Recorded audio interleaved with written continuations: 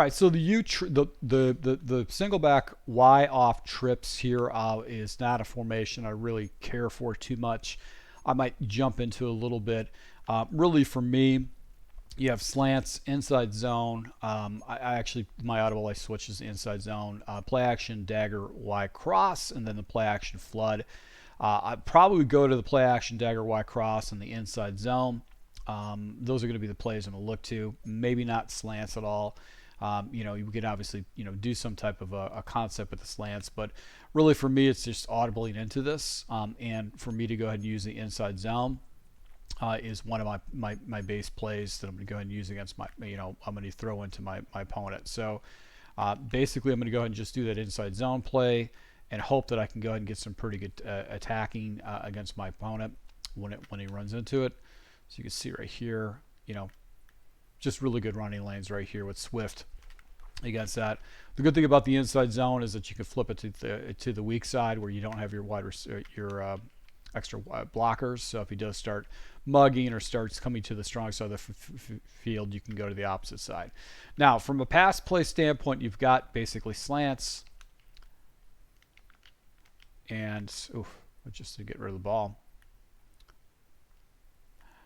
So really you got a line concept with a flat underneath it, and this is actually probably a good play to go ahead and do down to the red zone because those routes are going to clear out that flat, and if the defender stays down, you've got the slants on the backside. So you can just go ahead and hit that for an easy play. This is something I actually probably want to throw in when you get a little bit inside the 5-yard line.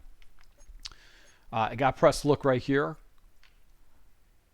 But you can see he's got past this man right there because he's got inside leverage. I'm not going to jump into this play a lot. Sometimes if I wanted to, I can go and streak this guy up to kind of clear out that zone. If you really wanted to have a little bit fun with it, you can actually put a corner route with your outside wide receiver right there.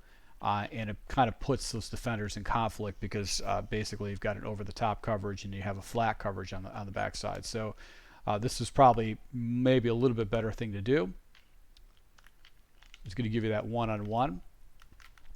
One other thing you could do too is you could do an inside zip, whip route, like so. Yeah, God, there's so many cool things now that you can do that we didn't have before. So yeah, the inside whip is something you could do against your opponent when he's down there in that type of situation. Play action flood, I'm going to do the following. I'm just going to do a deep comeback route.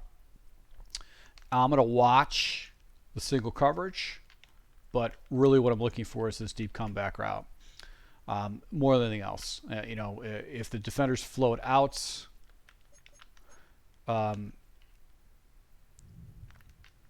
you could just go ahead and check it down underneath with a running back with a flat route. If it's man coverage, man blitz, basically you can have the crossing route by the tight end. That's going to get into just another area of the field. So this is what's really, really cool about this type of route concept that you got going on. So that's what I like. Play action flood, probably another play I'm not going to use. It's a lot of redundancies.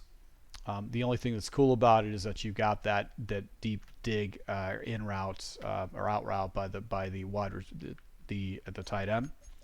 I'm just left it in just because it's probably not going to be a formation I'm going to use too much, but I want to show you how I would access it and what I would do with it. So let's go ahead and jump to the last formation.